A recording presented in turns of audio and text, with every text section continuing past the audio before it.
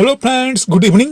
Microtek developers ने 25 जनवरी की शाम Q3 फाइनेंशियल ईयर 2025 के नतीजे जारी कर दिए। कंपनी का कुल रेवेन्यू जहां Q3 फाइनेंशियल ईयर 2024 में यानी दिसंबर 23 में 2,931 करोड़ रहा था, वहीं दिसंबर 2024 फाइनेंशियल ईयर 2025 में 4,083 करोड़। वार्षिक स्तर पर कंपनी के रेवेन्यू में 39% की शानदार वृद्धि देखी जा सकती है। वहीं एक्सपेंसेस यानी खर्च दिसंबर 23 फाइनेंशियल ईयर 2024 में जहां 2,055 करोड़ था, वहीं दिसंबर 2024 फाइनेंशियल ईयर 2025 में 2,777 करोड़। यानी कि कंपनी के रेवेन्यू के साथ साथ कंपनी के खर्चे में भी अच्छी खासी बढ़ोतरी वार्षिक स्तर पर देखने को मिलता है। ऑपरेटिंग प्रॉफिट ईबिटा दिसंबर 23 में 836 करोड़ जहां कंपनी दर्ज की थी, वहीं दिसंबर 24 फाइनेंशियल ईयर 2025 में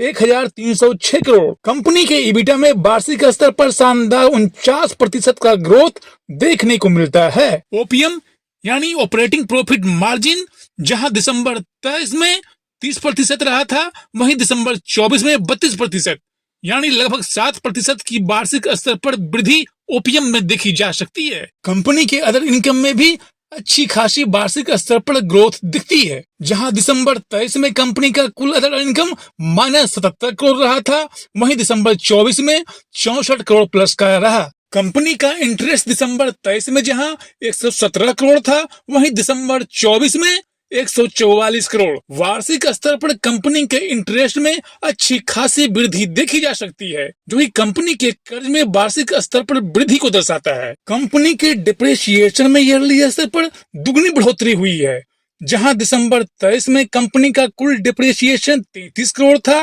वहीं दिसंबर 24 में 67 करोड़। प्रॉफिट बिफोर टैक्स दिसंबर 23 में जहां कंपनी का 649 करोड़ रहा था, वहीं दिसंबर 24 में 1,158 करोड़। प्रॉफिट बिफोर टैक्स में लगभग 78% की शानदार वृद्धि फाइनेंशियल ईयर 2025 में कंपनी दर्ज की है। टैक्स दिसंबर 23 में जहां कंपनी का 22% था, वहीं दिसंबर 24 में 18%, यानी कि ईयरली स्तर पर कंपनी के टैक्स में अच्छी खासी कमी देखी जा सकती है। नेट प्रॉफिट की बात करें तो दिसंबर 23 में जहां 505 करोड़ कंपनी नेट प्रॉफिट बना रही थी, वहीं दिसंबर 24 में 945 करोड़, यानी कंपनी नेट प्रॉफिट के मामले में वार्षिक स्तर पर 62% की शानदार वृद्धि ग्रोथ की है। वहीं ईपीएस दिसंबर 23 में जहां कंपनी का 5 रुपया 22 पैसा था, जबकि दिसंबर 24 में यह बढ़कर 9 रुपया 47 पैसा रहा। ईयरली स्तर पर कंपनी के ईपीएस में 81% का शानदार ग्रोथ दिखता है। क्वार्टरली स्तर पर देखा जाए तो कंपनी सितंबर क्वार्टर में जहां 2,626 करोड़ रुपए का रेवेन्यू जनरेट किया था, वहीं दिसंबर क्वार्टर 24 में 4,083 करोड़। क्वार्टरली स्तर पर कंपनी के रेवेन्यू में 55% से ऊपर की शानदार वृद्धि दर्ज की है। एक्सपेंसेस में कंपनी के क्वार्टरली स्तर पर वृद्धि देखी जा सकती है, जहां सितंबर 24 क्वार्टर में कंपनी का कुल एक्सपेंसेस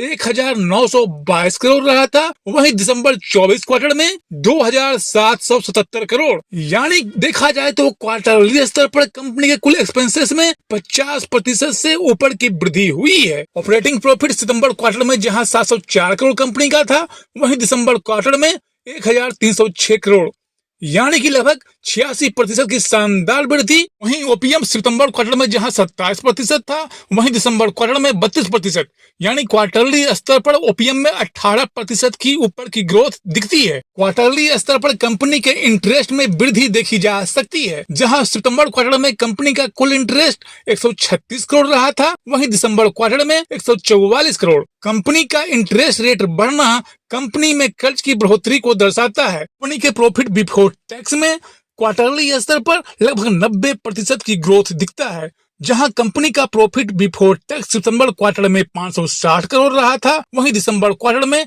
1,158 करोड़। वहीं कंपनी के नेट प्रॉफिट में क्वार्टरली स्तर पर 100% से ऊपर की जबरदस्त वृद्धि दर्ज की है, जहां कंपनी सितंबर क्वार्टर में 23 करोड़ कुल नेट प्रॉफिट जनरेट कर रही थी, वहीं दिसंबर क्वार्टर में शानदार 995 करोड़। कंपनी के ईपीएस में क्वार्टरली स्तर पर 100% से ऊपर की शानदार ग्रोथ देखी जा सकती है, जहां सितंबर क्वार्टर में कंपनी का ईपीएस ₹4.25 था, वहीं दिसंबर क्वार्टर में ₹9.47। कुल मिलाकर देखा जाए तो माइक्रोटेक डेवलपर्स लिमिटेड ने क्वार्टर 3 फाइनेंशियल ईयर 2025 में जबरदस्त नतीजे पेश किए हैं। यह मेरा व्यक्तिगत अध्ययन है, कृपया इस अध्ययन को कोई बाय सेल की सलाह न समझें। किसी भी तरह के निवेश से पहले अपने वित्तीय सलाहकार से संपर्क करें। अध्ययन के दृष्टिकोण से यह वीडियो कैसा है, कृपया अपना महत्वपूर्ण सुझाव हमें जरूर दें और चैनल को लाइक, शेयर और सब्सक्राइब करना न भूलें। फिर मिलते हैं अगले अध्ययन में।